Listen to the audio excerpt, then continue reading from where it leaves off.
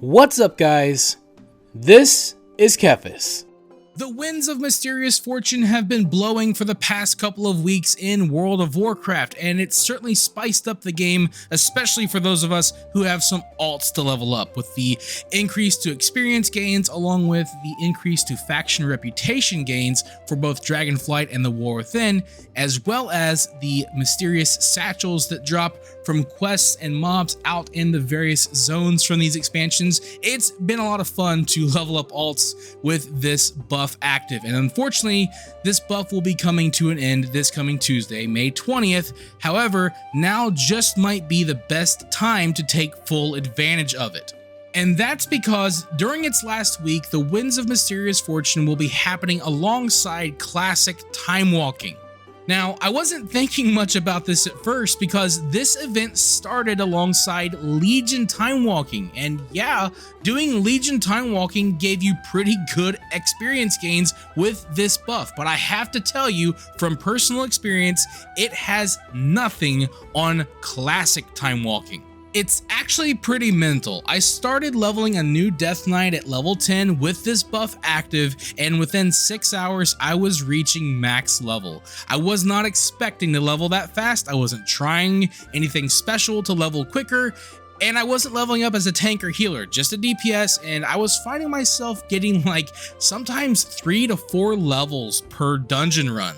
I think the reason why Classic Timewalking is so effective is because the dungeons in this pool are very short. You'll be getting through them fairly quickly, and they're also very mob dense. So you'll be finding yourself in the middle of a giant snowball of death, just blazing through the dungeon, killing tons of enemies, racking up tons of experience from killing enemies, and finishing the dungeon very quickly to get a big chunk of experience at the end. The dungeons will include Deadmines, Zul'Farrak, Dire Maul East and West, and both parts of Stratholme.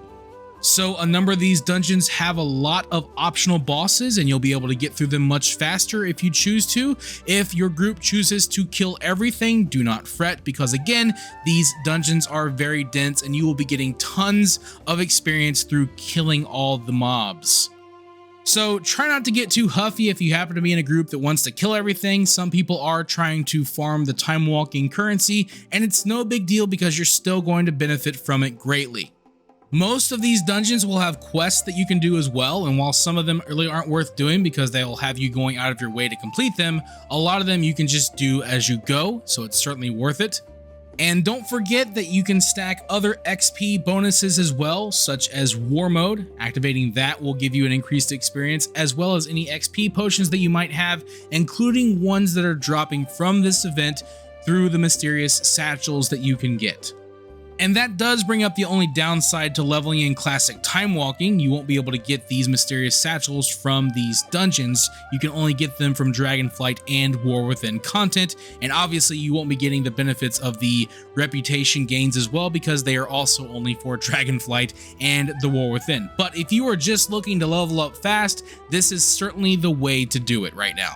Now, in my experience, the queue times seem to be extremely quick, even for DPS, usually no more than 3 to 4 minutes, but I usually will try to quest in between, even if I'm only doing 1 or 2 quests. If you choose to quest in Dragonflight and War Within while you're waiting for your queues to pop, you can still get the satchels from enemies and quests that you can complete from those zones.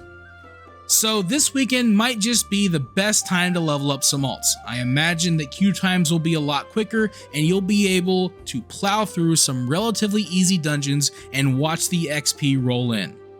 I suppose this is going to be the last time we're going to have a big alt leveling event like this, at least until Legion Remix comes out, which Blizzard recently announced, but as far as I know, they haven't given a date on when that's going to happen yet. I'm really looking forward to that one.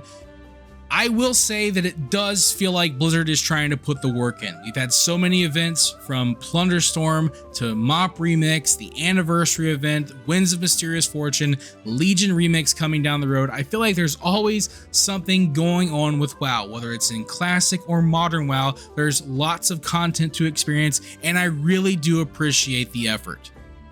Obviously, there's a very important conversation to be had about QA. Not everything has been perfect. Not every launch has gone off smoothly, to say the least.